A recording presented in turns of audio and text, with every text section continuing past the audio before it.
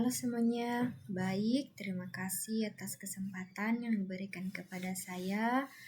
Pada kesempatan kali ini, saya akan menjelaskan sebuah tugas tentang materi tentang kecerdasan buatan dan materi yang kedua itu matrik performa metode pembelajaran AI atau kecerdasan buatan. Namun sebelum itu izinkan saya untuk memperkenalkan diri. Perkenalkan, nama saya Selviani Seti dengan NIM 224611024. Nah, langsung saja kita masuk dalam pembahasan materi yang pertama. Yang pertama itu pembahasan tentang kecerdasan buatan atau AI. Kecerdasan buatan adalah cabang ilmu komputer yang berfokus pada pembuatan sistem yang mampu menirukan kemampuan berpikir, belajar, dan mengambil keputusan sama seperti manusia, di mana kecerdasan buatan ini atau AI belajar dari data. Nah, di sini ada 3 komponen utama dari bagaimana AI yang digunakan AI untuk belajar dari data, di mana yang pertama yang digunakan AI adalah supervised learning, yang kedua unsupervised learning, yang ketiga reinforcement learning. Nah, yang pertama itu apa yang dimaksud dengan supervised learning?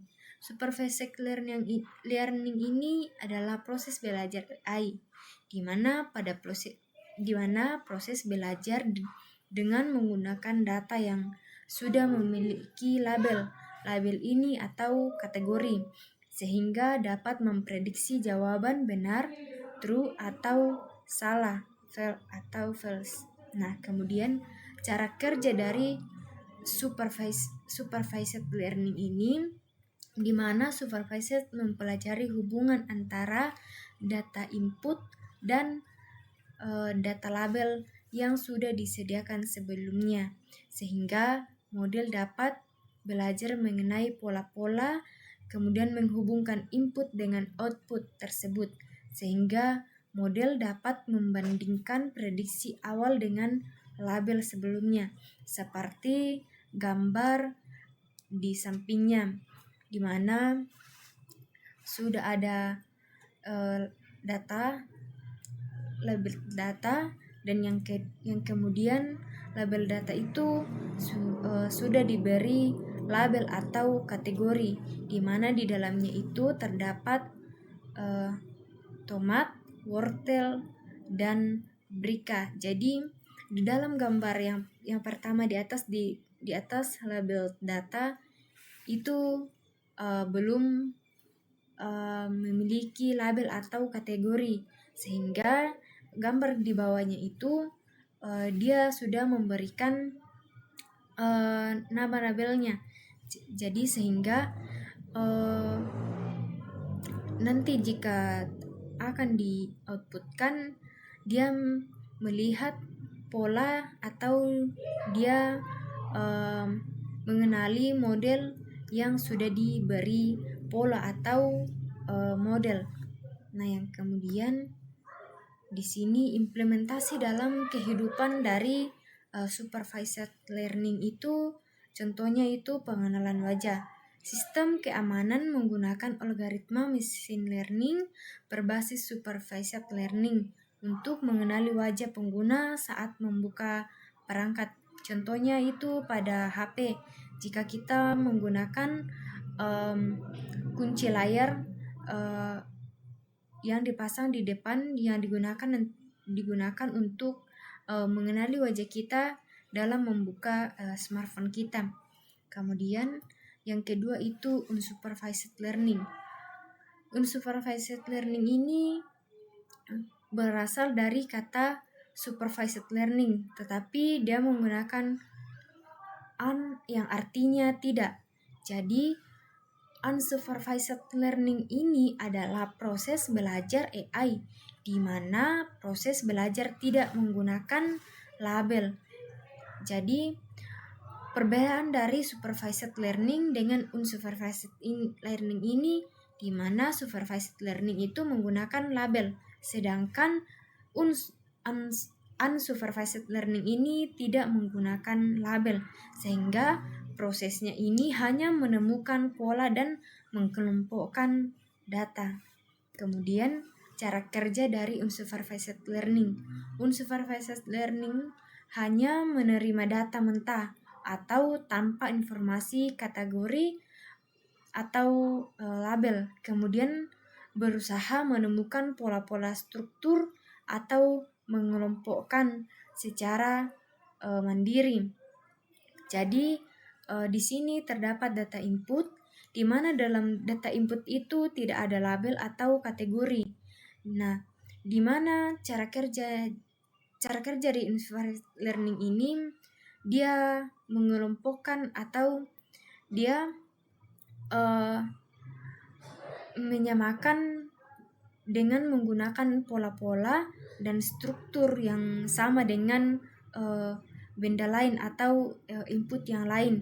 Kemudian unsupervised akan menganalisis kemiripan antar data dan mengelompokkan data-data yang dimiliki ciri atau karakteristik yang mirip. Jadi jika di dalam ini terdapat buah, jadi nantinya dia akan melihat pola-pola dari buah-buah tersebut. Kemudian jika buah-buah tersebut memiliki kesamaan atau kemiripan, maka dia itu akan mengelompokkannya bersama. Nah, kemudian implementasi dalam kehidupan sehari-hari tentang unsupervised learning, yaitu pengenalan pola dalam data medis.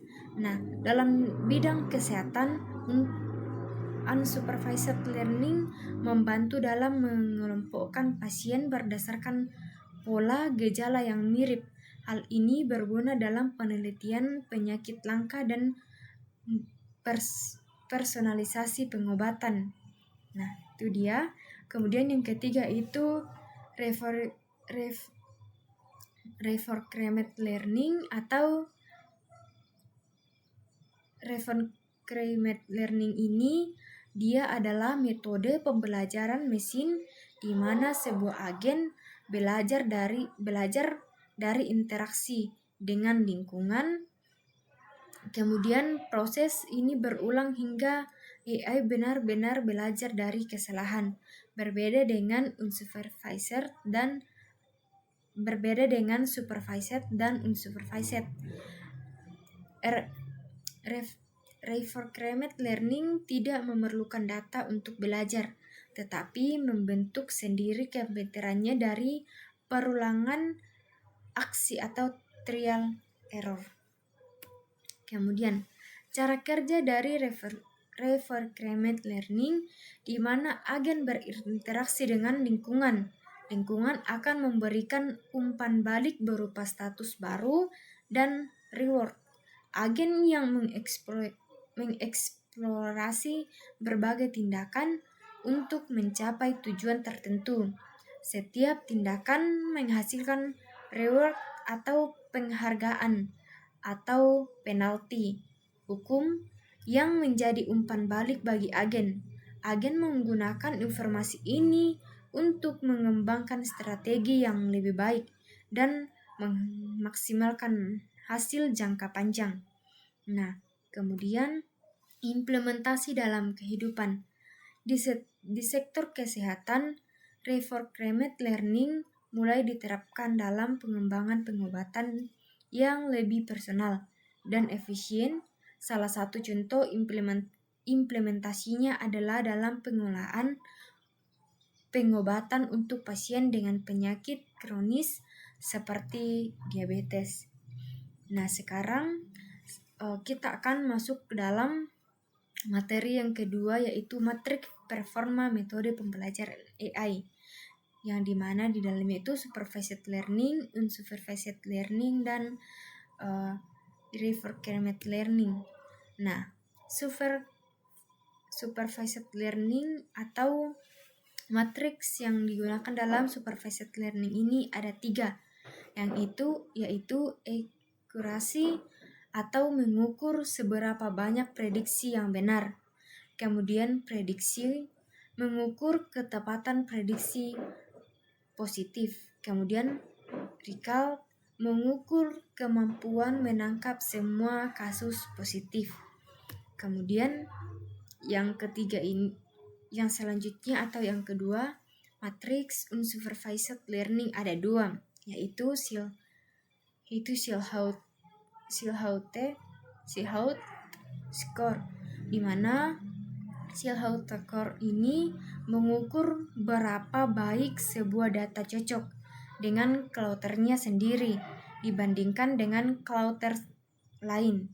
Kemudian yang kedua itu Davis Blending Index, di mana Davis Blending Index ini mengukur seberapa terpisah dan kompak klauter secara keseluruhan. Nah, yang terakhir ini yaitu reinforcement learning, di mana jadi juga memiliki dua matriks, yaitu cum laude revert dan reward, di mana cum laude reward menghitung berapa reward yang diperoleh selama satu iterasi atau episode. Sedangkan average menghitung rata-rata reward per step atau per langkah dalam setiap episode atau keseluruhan episode. Nah, jadi kesimpulannya adalah supervised learning belajar menggunakan data berlabel dan cocok untuk tugas prediksi serta klarifikasi yang memiliki matriks utama, yaitu akurasi, prediksi, dan recall. Kemudian unsupervised learning ini digunakan ketika data tidak berlabel untuk menemukan pola, struktur, atau kelompok, di mana penilaian atau matriks yang digunakan di sini menggunakan Shilhaut score dan Davis Blending Index. Kemudian reinforcement learning melatih agen melalui trial and error dengan sistem reward, di mana performa atau matriks yang digunakan di sini dari cumulative reward dan average reward. Nah, mungkin itu saja video saya tentang penjelasan dari materi tentang kecerdasan buatan, di mana saya menjelaskan tentang pengertian supervised, unsupervised, dan reinforcement, dan materi yang terakhir tadi yaitu matriks yang digunakan ketiga data utama yang digunakan AI untuk belajar menggunakan data. Demikian yang saya boleh sampaikan. Jika ada kesalahan atau tutur kata yang mungkin salah atau tidak berkenan, saya ucapkan mohon maaf. Mungkin sekian dari saya dan terima kasih.